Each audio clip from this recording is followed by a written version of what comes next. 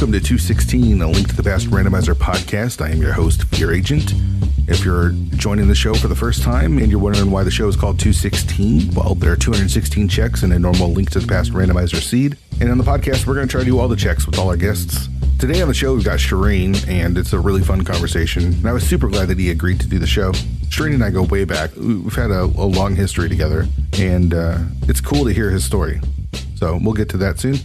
Not a lot has changed since the last episode that was released with Arier. Cross Keys Tournament, Kaz Boots, Avian Art, all the tournaments are going on. The Speed Gaming Live online tournament qualifiers just started.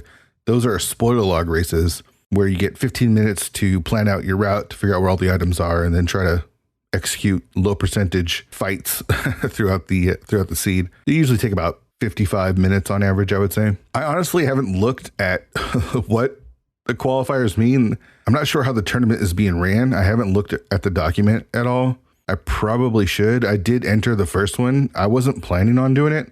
I haven't done a spoiler log race in, like 2 years. But I saw that the qualifier was happening, and I was like, let's just try it. So like 5 minutes before the race room closed, I jumped in and ended up taking third place in that one. Had to kill Moth on 4 hearts and Fighter Sword to get the boots, also for a pendant. Boots were required. It was a pretty crazy seed. It was a lot of fun. And I'll probably do a couple more. I don't know if I'm going to do the tournament, but spoiler log races are pretty fun. I don't really know much about the tournament. I should probably look more into it. It was a lot of fun. And I don't know. We'll see how it goes. Not a huge turnout so far from what I've seen. I think the average race has about 10 to 12 people in it. So I'm not sure how many people are supposed to be in the tournament. I'm not sure how many people qualify because these are qualifiers. I do know that I expect Zelga Dasan to win this tournament. He's probably the best at this mode. Yeah, it should be interesting. Maybe for next week, I'll try to get more information about what SGL is all about. I know that the live portion will have a tournament as well. I'm not sure which modes those are going to be. I think probably something similar to last year with like the Kaz Boots, like modified hard mode. I haven't really checked it out because I'm not going to be able to attend SGL this year, but it should be a good time. League registration's about to open on Sunday. I'm very excited about that. I'm interested to see how the invitational turns out. From talking to people, this is literally, I have no information other than just chatting with people, trying to figure out who's coming back and who's jumping ship.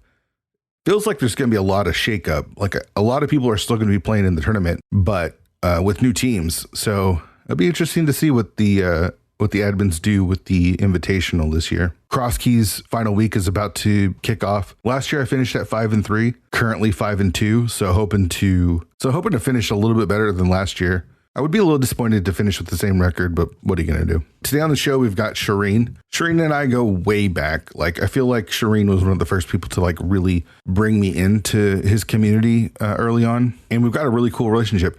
Shareen actually feels like family to me. It feels like my little brother. And I say this because we talk about League Season 4. For me, this is the final note in the whole Season 4 situation. After this conversation with Shareen on the podcast, it's done, it's over, it's happened. I'm in a better spot than I've ever been. And I'm glad looking back that it happened the way it did because I was able to get to the spot where I am now. If it didn't, then I probably wouldn't have gotten here.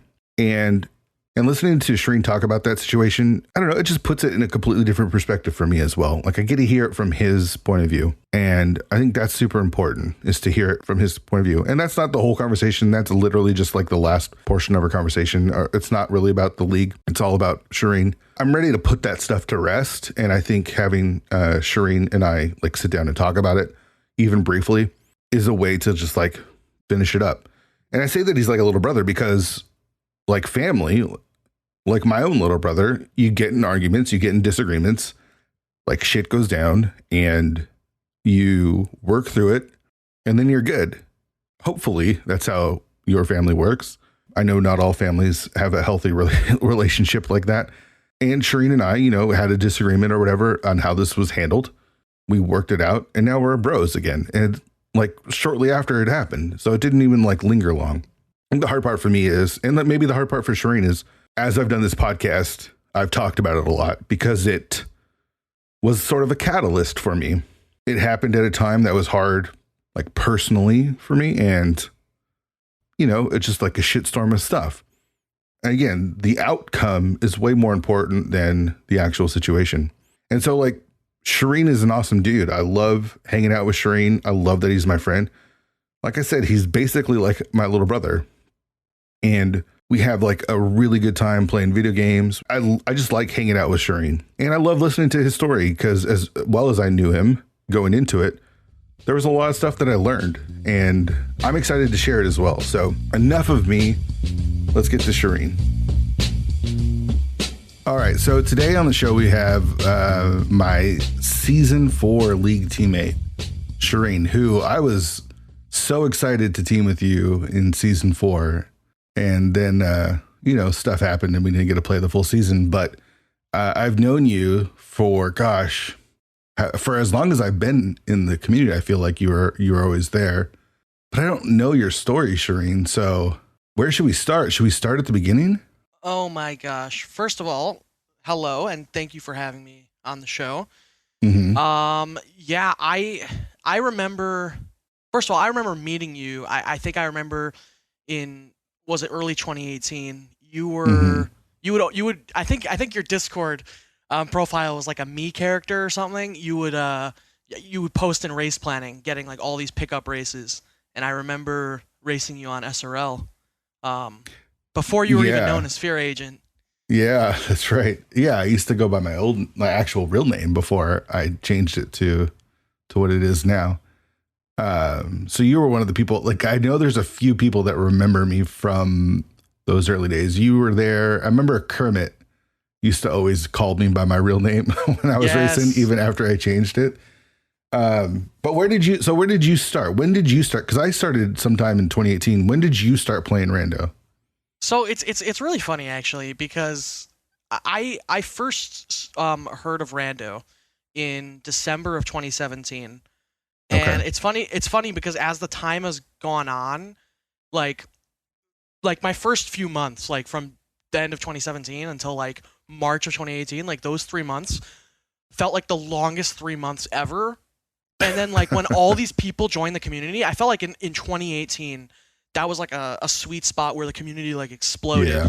And then during COVID also, like there was a bunch more people, but it felt like in 2018, a bunch of people joined. But basically, I saw a Twitch front page of like an SG daily. And, that's when I saw the randomizer and I was very intrigued. I always love rom-hacks. And, from there, I started playing seeds on the Reddit. I don't know if have you been on the subreddit? That's how I started playing. Yeah. I started playing on the subreddit first. Okay. Yeah. So I was on the subreddit for a long time. SRL, for those who weren't around, like SRL for me was like super intimidating. Like it felt like so professional. I'm not good enough to go on SRL. I feel like nowadays with race time and ladder and for how much the community has gone, like it feels so much easier to just join in. Yeah, totally. But yeah, SRL was super scary. I remember. Yeah, I mean, you had to download an IRC client. There was like a whole. Do you remember like the whole to do to join SRL?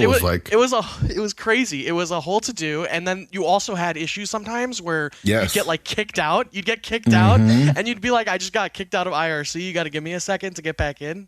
And you'd have all kinds of issues firing off races and stuff. Yeah. That was crazy. So you were aware of Twitch in okay, so you're only like 13 years old. So we have a pretty big generation gap between you and me. And I'm just kidding. You're not 13, but you are a lot younger than I am. I'm 25. Okay, 25. So the game is older than you. So you weren't playing the game. Like you weren't a kid when the game came out. The game had been out for a while when you started playing video games. So where was your history with video games then? Where did you grow up with? So it's actually very interesting. I grew up the youngest in my family, and a lot of my older siblings who were in the age of the Super Nintendo and the Nintendo 64. They grew up on Link to the Past and Ocarina of Time and all those games. And so when I was growing up, I want to say I've played most of these Zelda games when I was like between 8 and 10 years old. And it's funny because I even remember every single Zelda game. I basically, as like an 8-year-old kid, pulled up all these Zelda games, and I got through like 70-80% of the game, and then I got stuck on something and got mad. And back then you couldn't like look stuff up, so I just said, okay, I'm done. I can't finish the game. And so I always had a thing for the older games because that's what I grew up on, even though it wasn't necessarily your generation. My generation, because my brothers actually got a Wii when it came out, and when the Wii came out, I was only 9 years old, and they're like, "No, you're too young to play on this. You're gonna break it. Like you can go play on like you can go play That's on." so funny. They're like, "You could go play on the 64 or the Super Nintendo." Because we're done with that, and like the Wii cost a few $100s, that kind of stuff. So even though you didn't grow up with that in that generation, because you had a bunch of older brothers that had all that stuff, you were still, it was like ingrained in you from the beginning. Yeah. A lot of the games that I grew up on were basically for the Super Nintendo, Link to the Past and like Donkey Kong Country. And then everything else was like 64, like all the Mario parties and stuff. Yeah. I know you have a real love for Mario 64, like even more than a lot of people that I know. Does that actually come from playing from those early days? Yeah. Mario 64 was probably like my favorite game, as far as like, especially like back then when you couldn't look stuff up, like just exploring. Like, you go to like school and like kids are like telling you there's a way to get on the roof, and like there's all these like secrets. And Mario 64 was actually the first game that I really explored ROM hacking. Because I always felt with these like 3D games, like I always was like, oh, Super Mario 64 would be like super cool if they would just put stars in random places. And I think I actually first played like Kaizo Mario 64 as like my first ROM hack. But like I think back then randomizers didn't really exist. Right. It was all like custom made. Right. But yeah, Super Mario 64 actually was the first game that I would say I really explored into the ROM hacking. When you were playing these older games, did it ever progress into the more modern consoles, or were you kind of always stuck in the retro stuff? Even now, I still feel like I'm stuck in the retro stuff. Like I definitely played a fair bit of Wii, and I always give like the newer games a chance. Like I never was much into DS, but like I myself have like a Switch. I'm mostly a Nintendo guy, obviously, as you can tell. Yeah.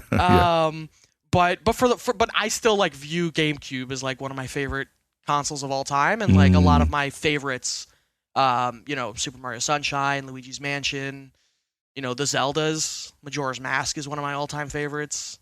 Even though that was on the 64, but I grew up with the Zelda Collector's Edition, so I played it on GameCube. Yeah, that's right. Yeah. So did you move into competitive gaming at all, or was it all just like, let's have fun? Sort of, was it more of a leisure activity? Because honestly, in real life, in IRL, as the kids say, you were doing sports and stuff, right? Like you weren't just a video game. Yeah. I know you played football, and you and I have shared this like love of football and some other sports as well. Oh, so yeah. Was the competition there, or was it in video games, or where was it? So maybe I'm wrong, but I'm thinking back then, and I feel like competition in video games, quote unquote, back then was doing stuff on like a harder difficulty. There was no such thing as like speed running. It's like how hard can you do stuff? People would do like a 3-heart challenge of Ocarina of Time, and like that's how you flex on people, Yeah, and back in my day, even it was like high scores, right? Like you think of like what was that one documentary about Donkey Kong? With you know what I'm talking about? The King of Kong or whatever, where it's like there are two guys fighting over the Donkey Kong world record. Yeah. I heard of it, but basically just going infinite on these high scores on these old arcade machines. Yeah, for sure. So was that you, or were you just trying to like compete against yourself, or I don't know. Honestly, I don't know what kind of, were you doing even, did you dabble in PC games? Because I find a lot of people kind of got their competition there. I actually did not. I did not dabble in PC games at all, actually. For me, my competition, so to speak, was I was very interested in 100%ing games and doing everything to the fullest. I felt more inclined when the Wii came out. Like I would play through like the Super Mario Galaxies, and I would want to get everything done. Super Mario Mm-hmm. Sunshine, some of those games, I wanted to get everything done. Mm-hmm. I didn't really get into speedrunning until probably like 6-7 years ago, when I would say I started seeing like cool tricks that you can do. Like at first I found out about glitches, and like glitches were like, oh, you could do this to like make a skip. You can Yeah. you can skip certain items, but eventually it became about speed, and I started speed running. But honestly, I never did any speed running until Super Mario Odyssey came out. Oh. But you got interested in speedrunning, and so did you? Definitely. Is that when you found Twitch, or how did you find that? And were you like, was there certain runners that you were following, certain games that you were following? So it's actually funny. I was never into speedrunning. I actually first found Twitch when, and this is the only real computer gaming I ever did. I played RuneScape, Okay. and that was kind of the only internet community I was involved in, and that was a game where as the years went on, like it became more and more like, okay, you Google things and you figure things out, because that's the only way to get better. It's an ever evolving MMO. So Mm-hmm. Mm-hmm. and then that's what led me to Twitch, and eventually from that it definitely went into the video game scene, and there was not really a lot looking back after that. Sure. So who were you watching outside of the RuneScape stuff? Who did you kind of gravitate towards? I definitely didn't have any specific channels. I wasn't really like a Twitch user. I mean, as I said, how I got into Rando was the front page, so I kind of just watched a bunch of different stuff. Speed gaming was obviously something I looked at, and like they would have random like Mario Kart tournaments and stuff like that, and I'm like, oh, this is just cool to like watch in the background. Later on, I got into Super Mario 64 speedrunning, but back then I don't really remember following anyone specific, at least speedrunning wise. Sure. So you said Super Mario Odyssey was your first attempt at speedrunning? Yeah, it was. What was it about Odyssey that made you want to do any sort of speedruns? I remember when it came out, my friend, I was in school, and my friend had a Switch, and he wanted to like play through it, but he wasn't like free to play it until like after the weekend. So he's like, oh, you could play it, but like once I'm available, I'm gonna hog the Switch and play. So I'm like, oh, okay, I'm gonna try to get through Odyssey in like a few days. So I played through Odyssey, and I got through like insanely fast, and I just was in love with the movement. And after my friend went through it, obviously we were talking about the moons that they got, the moons that I got, and like it definitely was a game that I felt had replayability, and I'm like, oh, let me give it another shot. And that was a game that I instantly like fell in love with, in terms of, let's just give it another shot, try to go faster, try different strategies. I think Odyssey did an amazing job of letting you do you. You didn't have to do anything one specific way. Yeah, it's like it's Mario 64 to the 10th degree, right? Like Mario 64 is an excellent game, but it is kind of as sandboxy as it is. It's still pretty linear, and it feels like with Odyssey, it's even more sandboxy. Like you can really do a lot of crazy stuff with it. Yeah, and like if you look at all the moons, it's almost impossible to tell what the developers intended, because there's so many like hidden coin stacks in like areas that you would not think there's coin stacks, like out of bounds, and these fancy jumps and captures and stuff. So yeah, it definitely Odyssey was a big hit. So that was pre you getting into Rando, right? That was like 2017. That was before Rando. Yeah, that was probably 2016. Odyssey came out in 2016, I think. I think it was a Switch launch title, right? Yeah. And I think that was 2017, like early 2017 or something. So how deep did you get into speedrunning it? So even in Link to the Past, as I'm sure you've known me, my motivation is definitely not on the nuances of movement. And so in Odyssey, when the game first came out, I think world records were like, 108, 109, and my like third run or fourth run ever, I got like a sub 130. I got like a 124. And like I nailed like all of like the easy tricks, the quote unquote like, fancy ones that you like see at a GDQ, not necessarily like hard to execute. But they're like cool to pull off. You feel good about yourself. Yeah. And at that point, I kind of fell off it because I'm like, this is where like it ends for me. I can do all the major stuff, but like the 1 to 2 second time saves are not the glorious ones. So I definitely didn't get too far. Yeah. Because of that, did you then move into the Super Mario 64 speedruns, or was that even later? That was even later. Super Mario 64, I actually only picked up more when the randomizer came out, because that's when I first was like, wow, this is like what I was like imagining as a kid when I was like dozing off in class and thinking about how to push the boundaries of those 64 games. It's cool to watch, especially with some of the newer games, the newer Nintendo games like Mario Odyssey and Breath of the Wild, is watching the speedruns for those evolve. Like they're still finding new tech for Breath of the Wild in Odyssey and stuff. So every time they showcase it at GDQ, because that's when I kind of catch up on a lot of the speedruns, it's like, oh yeah, we just this last month we discovered this, which now saves like 8 minutes of time. You're like, whoa. Yeah, it's really crazy. Cool. It's crazy, and with Link to the Past and like some of these older games, you see these games that are 20, 30 years old that are still like getting time saves, and it's just fascinating. I know, they're still breaking all these games. Link to the Past just keeps getting broken more and more. And we just got the 122 NMG. Oh, right. Link to the Past. Yeah, it's crazy. It's crazy, that old of a game, and you're still seeing the push for perfection. Yeah, totally.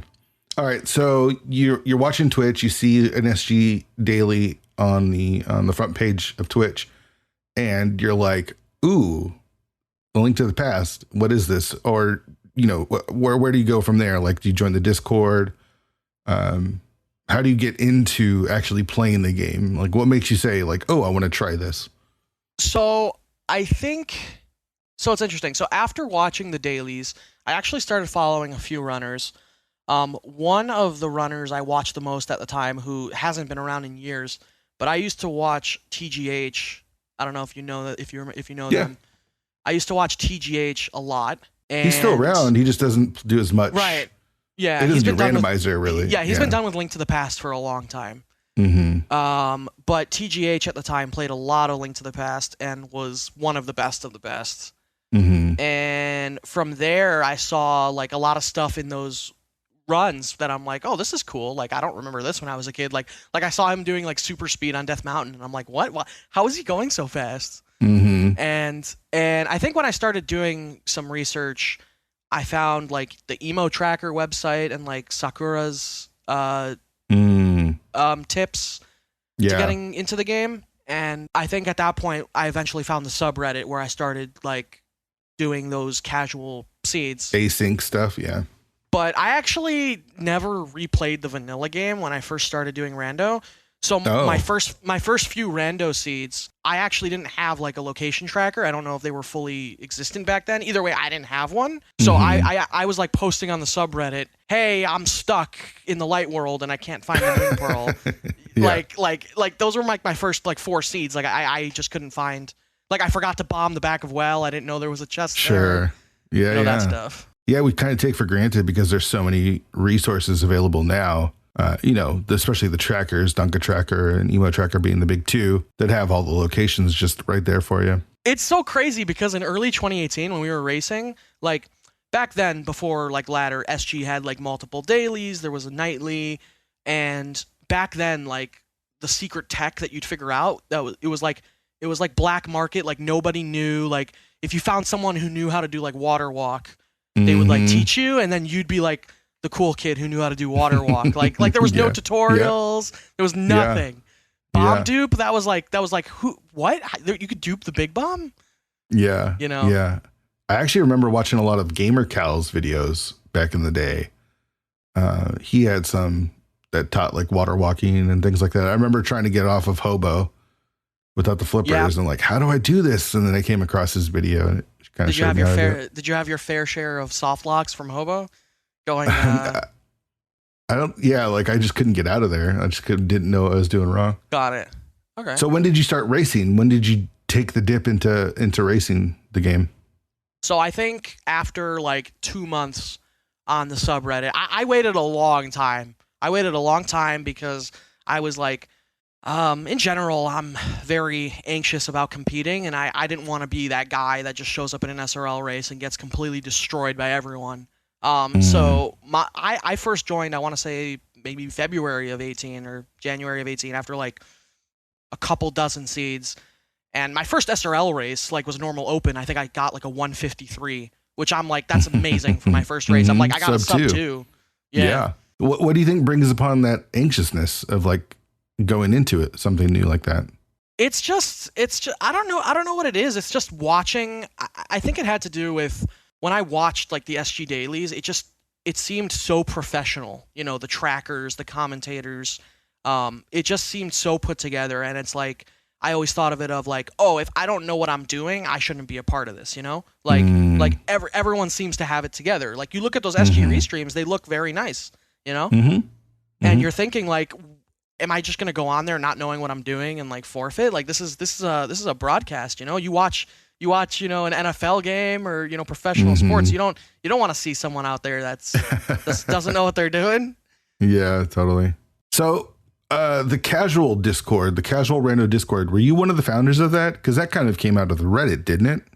It did. So, yeah. So after a few of us on the subreddit, I think me, Megawatt, Drac, and JR, who was one of the moderators on the subreddit, at some point we wanted to kind of dip a little bit more competitively.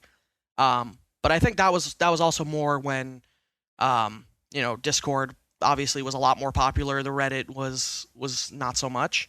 So we made a casual Discord where we can get like co-op races and stuff going, because they actually had co-op weeklies on the Reddit, but they used like a Lewis script where like you would have shared inventory and stuff. I see. There was no info share back then. Like the co-op that was on the Reddit at least was not. And so, yeah, we wanted to just get more people involved. And again, it's kind of like that Reddit graduation where like, you know, a lot of us who were doing the casual seeds like consistently started getting first, and we're like, okay, let's start doing all these races together. So we made that server, and eventually that's where I first had like my small group of friends. And who was that? Who was your like group of friends that you started out with? So Megawatt and Drac were the first couple people. Perdwong also raced a ton on the subreddit. Yeah. That's actually, that was my first league team with Drac and Perdwong. And then Goomba got into Rando, Lynn, and then a bunch of other people over the course of time eventually joined in. But at first it was, you know, mainly just us. Yeah, because the league actually was kind of formed in the casual Rando Discord. Right. I think that's kind of where I was hanging out. Yeah. Right. Because, then as it went on, I remember other people joined. I remember you joined, P-Train joined in. I think Sabo was around also. And Allison. Yeah, Alizoon was there. We ended up having a couple dozen people. And then, you know, you made a legendary beast in the league. We'll get to that. I'm trying to think of your tournament records. You don't have a lot, so you enjoy the competitive nature of racing, right? But you're not into tournaments. Have you joined a main tournament? Did you ever jump into the main tournament? So when I actually first started playing, early in 2018, there was a 2v2 mystery tournament that I want to say was run by like AC or someone else. It was basically a 2v2 info share where you basically, it was mystery, but again, before mystery existed, they had like an Excel sheet with randomized like settings, and you'd play like a simple entrance shuffle, Enemizer, all dungeons or something. Right. And I found someone to team with me because I didn't really know people at the time. And, we won a couple games, ended up losing. Who was their teammate? My teammate was Scooty Puff Jr. Okay, I don't even know who that is. If you ever heard the name. I think that tournament, like, I didn't know people at the time, but I think Kyung and Farame ended up winning that, which, now is not a surprise. You're right. Yeah, that makes sense. But yeah, I never really played a lot in the main tourneys. I think there was the 512 Swiss, which I sat out of because I was, again, I was not... Brand new. I was brand new, and I was too anxious to join a tourney. I'm like, there's no way I'm good enough. It's not, And then from there, all the tourneys started being qualifiers, and I think for the first couple, I played like all the qualifiers. I know in 2019, I think I made like the bottom of the first quartile. Like I was like in the top 20. Like I got 0.90 in like my ranking, but I think the groups were like you had to play 15 matches in 6 weeks or something. So I dropped out. I'm like, there's no way I can do 2 to 3 matches a week. And yeah, but you could. Why did you say you couldn't do that? Because you're still racing like all the time. Like I feel like even more so than now, you were racing a bunch back then. So what was it about the tournaments or the commitment to the tournament that kind of turned you off? Honestly, it's just I myself struggle with the motivation to compete, especially when you're essentially set up for failure. And a lot of these tourneys... Hold on. Set up for failure. How do you mean? Because all these tourneys, like, ultimately what ends up happening is everyone ends up being upset in one way or another, except for who ends up winning, As much as people say, I want to get this far, everyone wants to win, and when you eventually take that loss, you take it pretty hard. And so it always kind of keeps me away from doing the tournaments because it's random. No one can guarantee victory, and it always sucks to make a run and then lose. And it just wasn't for me. I personally found like the personal anxiety of dealing with these tournament races a lot less fun for me than pickup races. Like I like the thrill of a high pressure race every time and then but tournament settings just never were I don't know, it just never was a good fit for me. I get it. I mean, you're a Steelers fan. You don't you're used to losing, so I understand. All right. I'm just kidding. All right, so you qualify. You're good enough because you got really good at this game really fast, but you're not into the tournament thing. Then the league comes around, and you were one of the voices of like, I came up with this idea, and you were one of the people that I bounced it off of in that casual Discord. It was like you and Perd and Allison and stuff, and kind of helped me form the league. And you were one of the first teams to join that first season with you said Drac and the first season I actually ended up sitting out. I was supposed to join. I was supposed to join in season 1 with Megawatt and Frostbite. And at the last second, I went on like some losing streak, and I'm like, I'm not good enough. I can't do this. I told them I'm sitting out. They got a way better teammate than me in Jet, and had a great season. And I think I was a mod in season 1, but then in season 2 I came back around and I decided to join.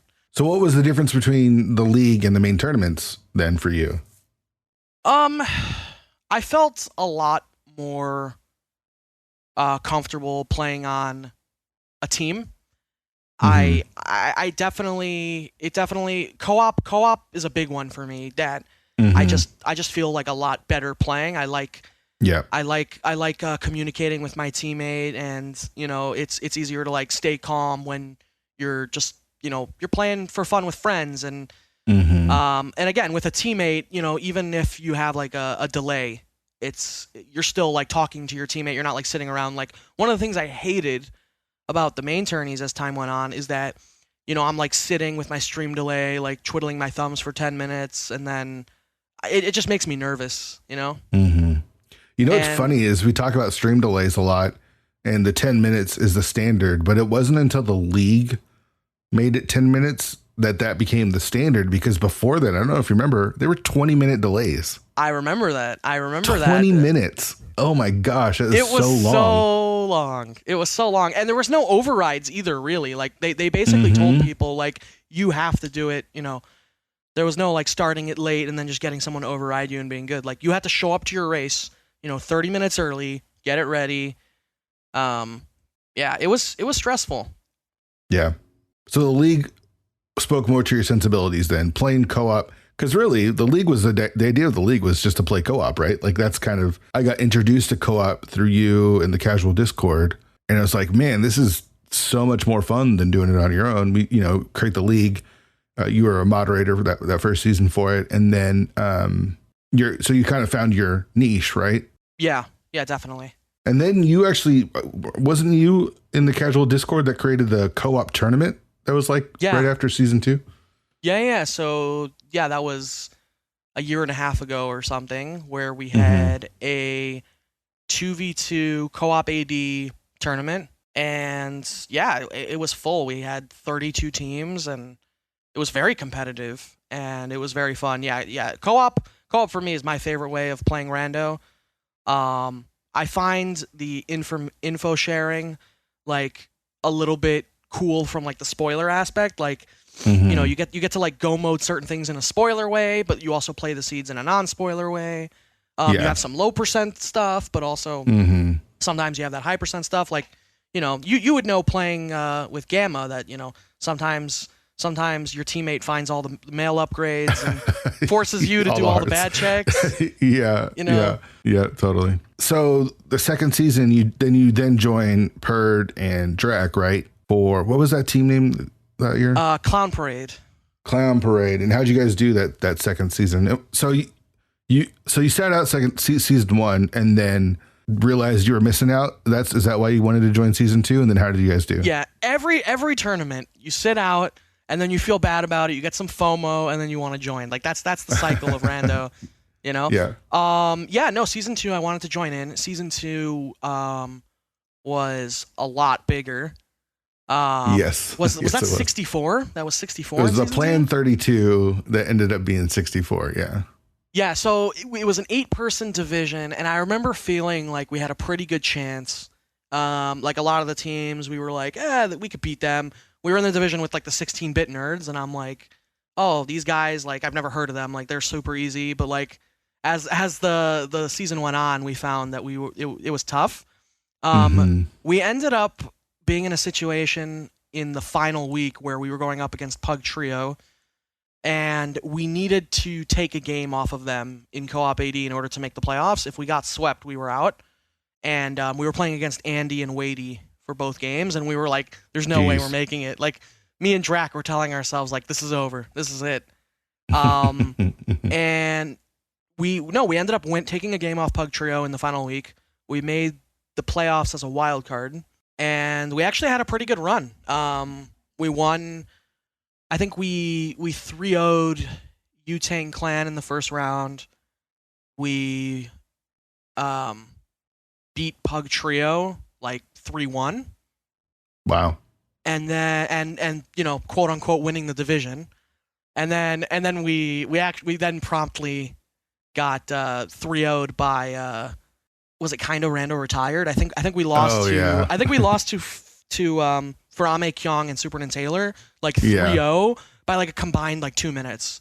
Like I got sniped by Superman Taylor by like 20 seconds. Drac lost to Kyong by like 40 seconds, and Perdwang lost. But at the end of that season, we were like super happy, and like, obviously when you win at Rando a little bit, it's more fun for you. So I'm like, league's good. I'll join again. So did that kind of scratch the itch then? Because I know that there's a competitive side to you. I know how competitive you are, and you had this like anxiety about joining the main tournament, obviously because of those feelings of of losing, how bad they are, right? Like everyone loses at some point except for one person. Did doing it with a team alleviate that? And did it allow you to enjoy Rando kind of how you wanted to then? Yeah, I mean, definitely playing as a team makes it feel a lot better. I'm generally very critical, both of myself and other runners.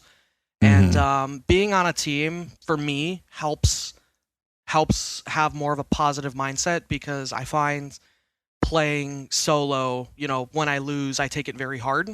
But when I'm on a team, everyone's there to make each other feel better. When your teammate loses, you tell them, don't worry about it, you're good. So in a lot of aspects, being on a team is just makes a more positive environment. And you think that's not there in the main tournament, even when you have friends doing the same thing? Like when you lose, like when, we're friends with P-Train and GFE, and they both had really good runs in this main tournament. GFE finished 4th and P-Train just before the semis got knocked out. And so we saw how they reacted privately a little bit more than publicly, and the disappointment that they had. But we were the kind of there in our Discord to like cheer them up, right?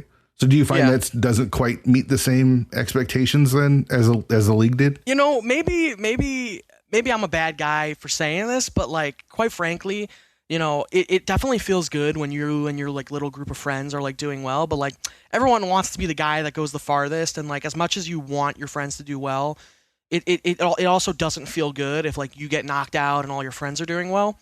So. It's definitely awesome to see everyone competing, and you're like, hey, I play against these guys regularly. They're doing well. Like, it makes me feel good about who I am. But, But it is different. It's definitely different, yeah. Okay. So season 3, you ditch the clowns and you join Triple Dino Disasters. Yeah. How did this come about? I'm trying to remember exactly. I think at the time, that casual Rando server was, fairly active, a lot of pickup co-op races. Schulzer and Yoshi were a couple people who were pretty active there.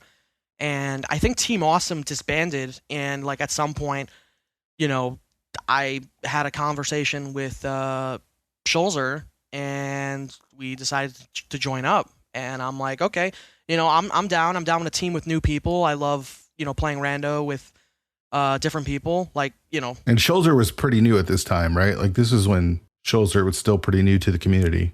Yeah, Schulzer was still pretty new to the community. I think Schulzer, even then, like he was regarded as like a pretty good runner, but I think he was definitely more new. People, thought he was more of like a risk taker type player, but I knew more of him from co-op races.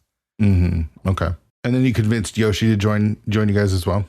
I think Yoshi and Schulzer already were co-oping together. Like I joined in on them too. Okay. All right. And so season 3 was a pretty big one for you guys, right? Like did you guys make the finals that year? We made the finals in season 3, and honestly, to this day, season 3 is probably like my biggest Rando accomplishment. I still think my biggest Rando accomplishment is that in season 3 we swept the Last Locationers. Oh wow! That is that just respect for the Last Locationers? This is not the Last Locationeers, which is the newer team. This is the original Last Locationers, which was Goomba, Illis, and Lynn. Yeah, no, it's a ton of respect to them. Season 3 in particular, I also felt was a very competitive season. I remember all the divisions were like crazy difficult, and yeah, this is the first time with the Invitational and the Open League, right? Yeah, so. What was it, 32 in the Invitational, and all the divisions were like stacked. Like I remember we had like a rough start. We went like 4-4, and we ended up ripping off what ended up being 12 straight wins. 6 wins to finish off the regular season, and then in the playoffs we 3-0'd I Like Big Boots, which was huge. It was GGW, Relkin, and Zero, which was a huge win. Like that was one where like this can go either way. And then we played the Last Locationers, who were the division champions. and we were like, this is going to be tough, and we ended up taking that series 3-0, and then we played the Titans Mitts in the semifinals, and we won that one 3-1. I lost a close match with Dante in the semis, and then we lost to the Drifters in the finals, which... Yeah, the Drifters were not going to be stopped that season. They were monsters that year. That was probably the most stressful match of my life. I played Megawatt in the... Which is awesome, because that's someone who you're really good friends with and have kind of came up in the community with too. So you guys got a little matchup in the finals. We were talking about it, and like we were both super happy to like play each other. It like feels good that you have a finals where you're like, you know, if we win, we're champions, and if we lose, they're champions. Like, we're just happy. And it was great. It was awesome. And yeah, the Drifters had like, that was their perfect season. I think they went like 14-0 in the regular season. They did. Yeah. Yeah, but I lost my pendant game in game 3 to Megawatt. The series was 1-1. And that was probably my most stressful game of Rando in my career.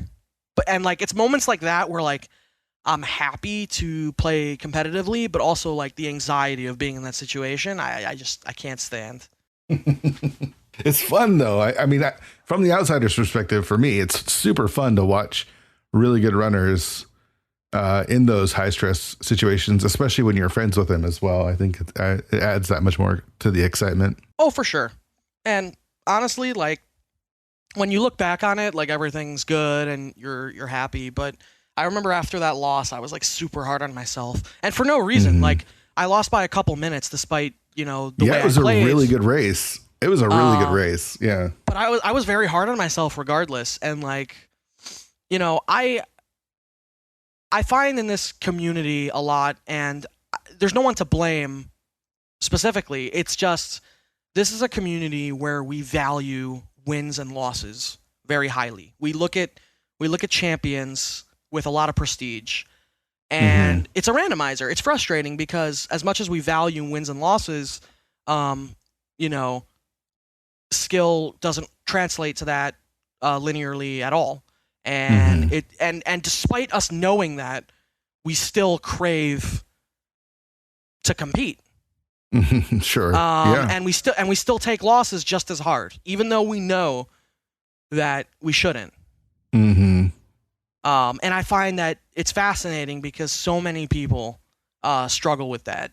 I mean, I'm raising my hand right now. I'm definitely one of them. Like, it is hard to play a randomizer and get good at it and then lose to people that you should probably not lose to, right? Like, skill wise, you're better than them. And yet, because they chose left instead of right and got the item that they needed to progress faster than you, they win the race. And it's just that stuff can be frustrating. I think what it comes down to is if you tell yourself, hey, winning and losing doesn't matter, right? Because at the end of the day, there's definitely a lot of luck involved, right?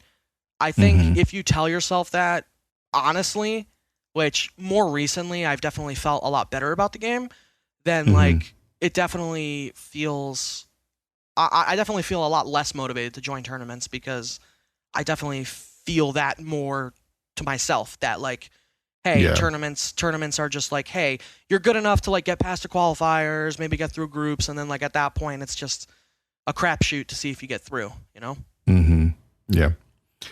So where do you see your role in the community then? Because you're kind of always, you have your hands secretly in everything. It feels like it doesn't feel like you want to be front and center. Like you don't want to be the face of whatever it is, but you kind of are always in it all. And then you eventually join the council. So where's your role and kind of how did the council spot happen? Honestly, for the longest time, I wanted to be involved everywhere.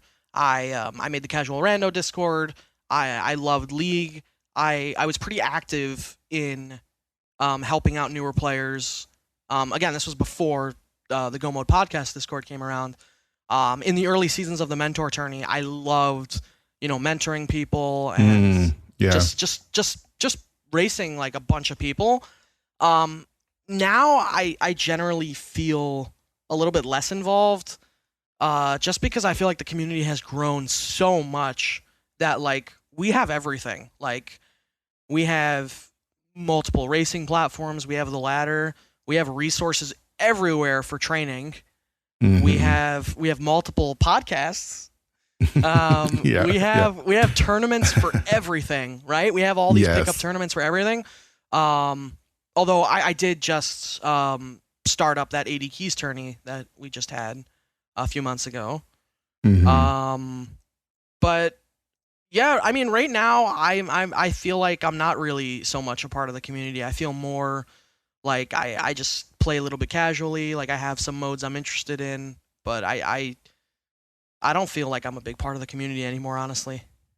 Well, you are part of the council, which is something I never saw coming when you joined. What season did you join the council? What term? And what was the purpose? What was your goal when you joined the council? And where do you see the council going forward as still a member of it? I think I don't remember what term. I think I've been on now for like 4 terms. Okay. But I remember wanting to join the council just because back then I had my hands on everything. Like on Twitch, like I follow like 900 streamers, and like one of the things I would do is whenever I would see some random person in Discord ping for a race, I would just throw them a follow on Twitch and I just start watching them. So when it came to like hunting down people who were cheating or just seeing what was going on, I found myself just like very knowledgeable on a lot of things. You know, I knew a lot of no-name runners. I knew a lot of like what different parts of the community was opinions on things.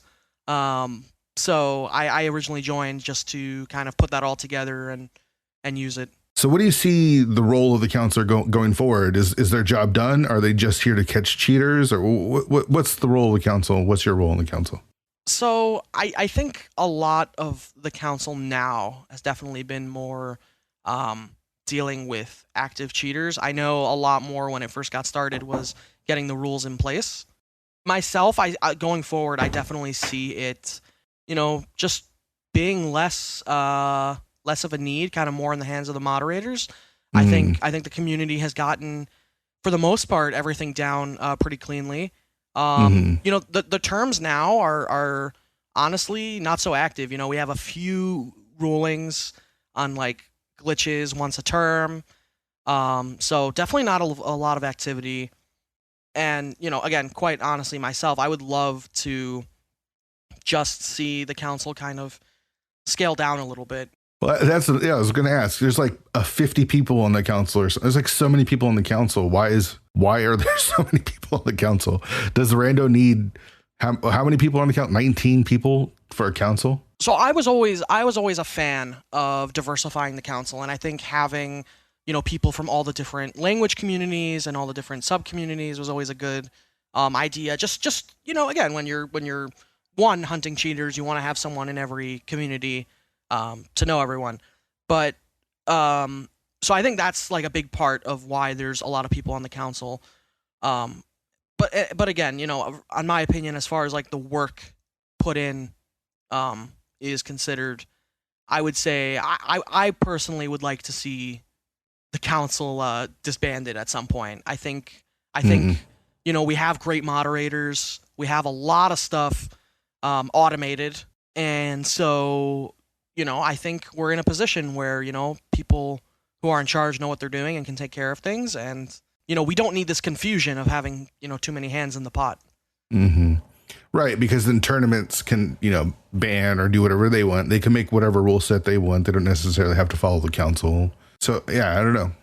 Yeah, we already have we you know, like we have the ladder, which is under Dunka's jurisdiction, you know, with Herf and whatnot, and every tournament has their own rules also, and so it definitely feels like you have a lot of jurisdiction over different parts of the community, and I would love to see that kind of close up and just, you know, have less authority and kind of more of just like, hey, these are the moderators, these are the admins, and we're all going to work based on this. you know? What do you see as the glory days of Rando? Are we there now, or do you miss the old days when we were group racing of like 40 and 50 people consistently? Like I felt like when, in 2018, there wasn't the ladder. There was SRL races, pickup races, and it wasn't one-on-one racing. So it was always in a group. Do you miss those sort of races, or do you enjoy where we are now with the ladder, or is it, what are your thoughts there? I definitely think I'm in the minority when I say I'm not as much of a fan as where the community is today, just because of the optimization of the game. I as much as racing, I love the ladder. I'll first say that. I love the ladder, and I think that that's probably one of the most fun ways to race this game. Having said that, I definitely am not a fan of how optimized the game is, how optimized the routing is. I definitely much preferred the, let's say 2018 era where there was a lot more discovery. There was a lot more it was a lot more common back then that your opponent might have died to crabs outside of Ice Rod Cave, these kind of things happened, So there was a lot more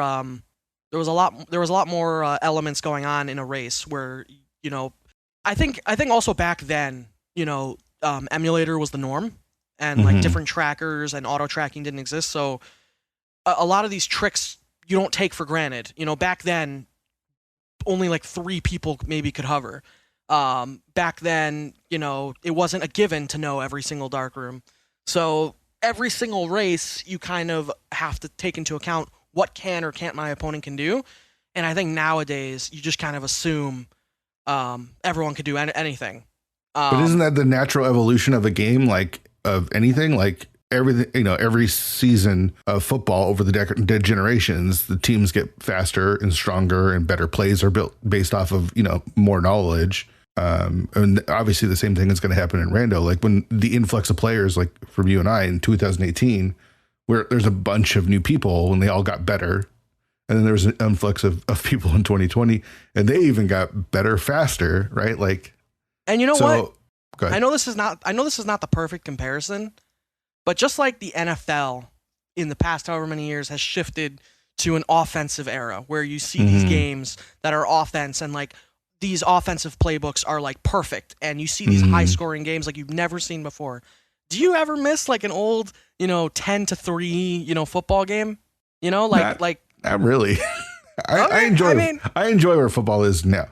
I do miss the hard hitting days, but there's also the safety part of it as well. But I think what it comes down to is now in a seed, when I hit go mode, I'm just bored. I'm just like, let me see the win or the loss. That's kind of all I'm really thinking about.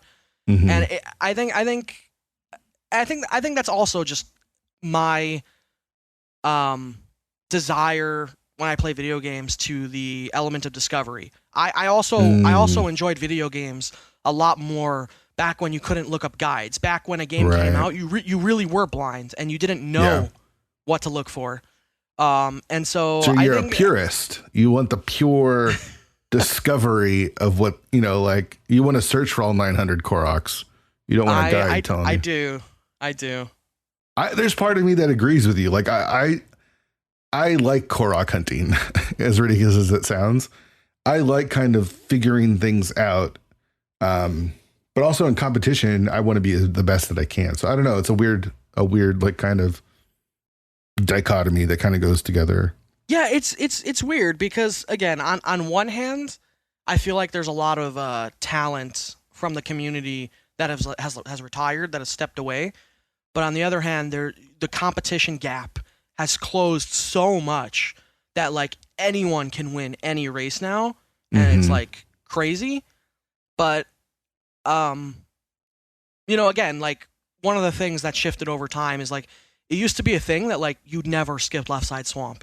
And then eventually it shifted to okay, you could skip left side swamp if it's one item, but 2 items, never skip it. And then eventually people started skipping 2 item left side swamps. And then, when I was watching League, whatever season, I saw Frostbite and a bunch of other people skipping 3-item left side swamps, and I'm like, okay, like I feel like we're in such more of a skip heavy era. Also, maybe I'm wrong. Yeah, I think right now I think what it is I think people are trying to find, because everyone's kind of at the median point. It's trying to take advantage of any edge case that they could take advantage of, right? Like you just mentioned that the community has gotten really good. And so how do you win? Well, you got to make more skips, right? I feel like that's probably where we're at. And it will probably change over time as well. And there was that group of players that we thought were good or great, and they are, but they haven't competed against the new class, right? So it's hard to say that how good they would have been today. So yeah, there's definitely part of the old retirees that I miss having around, but that doesn't mean that there's not people that have replaced them as far as skill quality goes either. And you know what? You're right. There definitely is. And I've also seen a lot of names who I looked up to so much back when I first started playing, and some of these names came back after like a few years, and then like they played in these races and they got completely stomped by like the new people. I definitely feel really good where I'm at. I don't compete a whole lot, but for as long as I've been around and the little I play, I feel good in the sense that I can compete. I'm not one of the top players, and I'm not going to win a tournament, but you're not going to win a tournament because you don't enter the damn tournaments, Shareen. I want you to enter the tournament so I can root for you in the tournament. Well, maybe these upcoming league seasons I'll go for a title. I listen, the last three league seasons, I know we didn't talk about season 4, but these last three, we're running out of time, but we're gonna make time for it.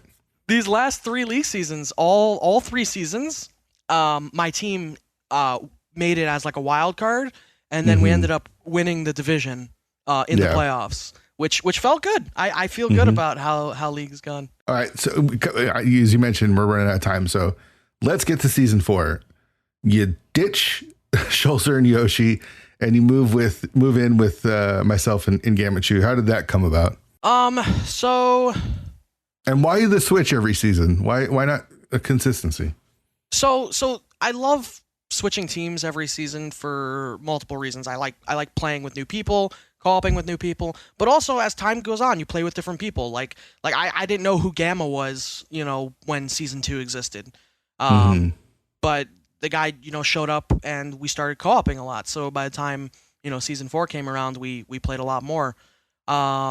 And I think it's reassuring when you play with a different team, even if everyone on the team is quote unquote high skilled. It feels good to play with different team members every season, and you try to make a run. You don't play with the same team every season, and then you're like, well, are my teammates carrying me? How should I feel about this? All right, so give me your perspective on season 4 then. So yeah, I mean, I've talked a lot about season 4. You tell me your perspective on season 4, how things went. I left in week 3 or 4. Just kind of tell me what your thoughts are. Season 4 was good. I'm trying to remember. I think we had a dominant start. You dropped out. You were undefeated when you dropped out, I remembered. Was I think I only did 2 or 3 races, yeah. And we got Ramond. I know, you talk about how big of an upgrade he was, but season 4, honestly, like, we had a fun division, and I remember the whole time, with Moogle and Julo and Wally, and we were just kind of shit talking, who's gonna get first and all that stuff, and I think season 4 definitely felt like a big jump for me as far as like my ego boost, because I felt very confident that we were gonna make the playoffs and be a top contender. Yeah, didn't win the division, right? I think we lost a coin flip for the division. Oh, is that what happened? I don't even remember. We were both was it 12-2 or 11-3? 12-2, yeah. I just pulled it up. Yeah, we were both 12-2. We both split with each other, and we both lost to wall kicks. I lost to Wally in Kaz boots, and Julo lost to Wally, I think, in cross keys. So we both went 12. We both went 12-2, and they won the coin flip for the division head. That's crazy. Because it takes a while to get to the coin flip. The fact that the teams split with each other and then split with the same person made it so you had to actually go to the coin flip, but which is pretty nuts. Yeah. But yeah, 12 and 2 is a heck of a season. And then you head into round 1 against the Sexy Gannons. Go ahead. Definitely it was a good season, and again, regardless of the coin flip, we're like, whoever we play, we're gonna play. It doesn't really matter, this is all for fun and games, like whoever wants to shit talk being the number 1 seed, Yeah. Because we were very friendly with Magliacci. Yeah, that was Orange, Moogle, and Julo. And I was surprised how good they were that year. I'm not gonna lie. I did not expect 12 and 2 from Magliacci that year. I was also surprised. I definitely thought we were gonna take the division a little bit more easily. All right, so you go into the playoffs. You got let's see. It looks like your first week was against the Sexy Gannons. Yeah, and you ended up going 3-0. Yeah. So you start things off, and you just steamroll from there, because then you get your revenge against Magliacci, which is exactly what we were waiting for. That was a fun one. Uh-huh. I got to play against Moogle. That ended up being an unfortunate, jet seed. Wasn't even close. And I think that was also a 3-0, right? Yeah. Yep. So you went 6-0 in the first 2 rounds of the division, and then the conference finals against the Titansmiths. Take it away, Shareen. So this is actually I was actually pretty excited for the series. I think I made a comment when they won their series. We played myself against the Titansmiths in the semifinals in season 3 because I was on Triple Dinos. So right. in season 3, I played the opening game against Dante. I ended up losing to him by like a couple minutes. And I was a little down on myself, but I remember I'm like, my teammates got this. We'll win. We ended up coming back and winning that series in season 3. So I was very excited in this season 4, to play again. I lost a very close match, I think, in game 1 to Nep. Yeah, it looks like it was 22 seconds. Yeah. Yeah, it was a tough one. I don't remember exactly what happened. I think I went into like a pendant ice looking for something where it wasn't there, and between that and some other routing, it was very close. And so I said, okay, I'll hopefully my teammates could pull it out. That was a close game 1. I remember Ramond versus Relkin was a toss up. In the cross keys match, I remember they were both checking like something completely different, and the go mode item had to be in like one of those spots. And it ended up favoring Ramond.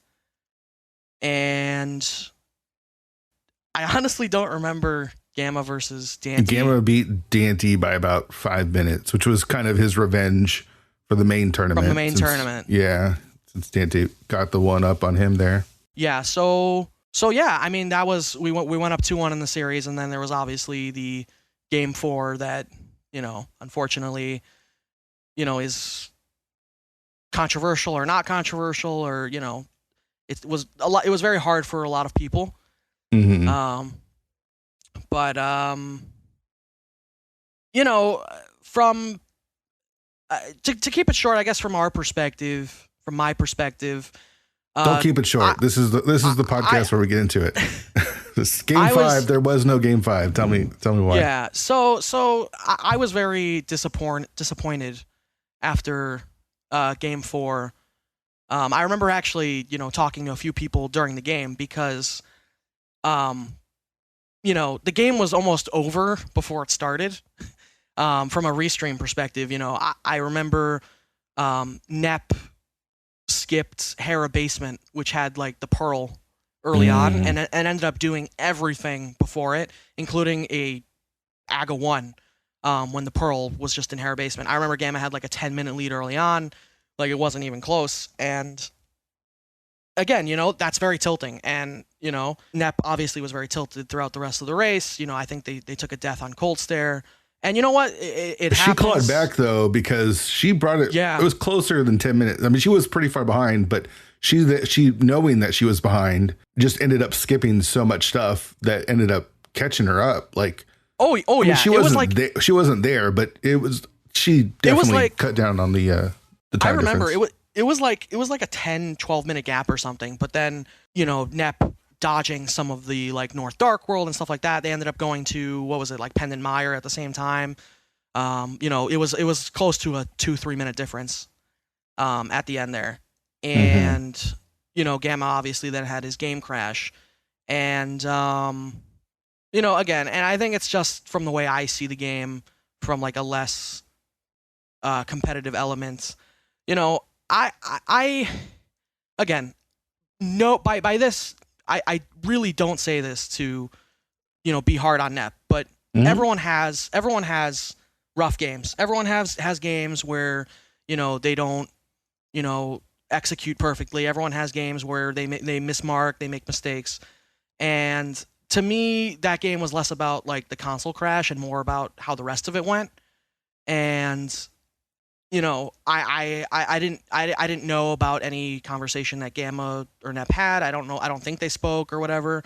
But to me, I don't know if it was because Nep had a perfect record or whatever it was. But to me, it was like the series was over by the time Nep did AGA 1. And obviously, I'm not crying because Nep brought it within 2 minutes.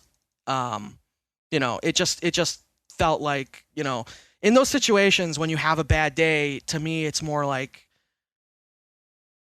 you just take the loss, from how you played. But again, not everyone shares the same view as me.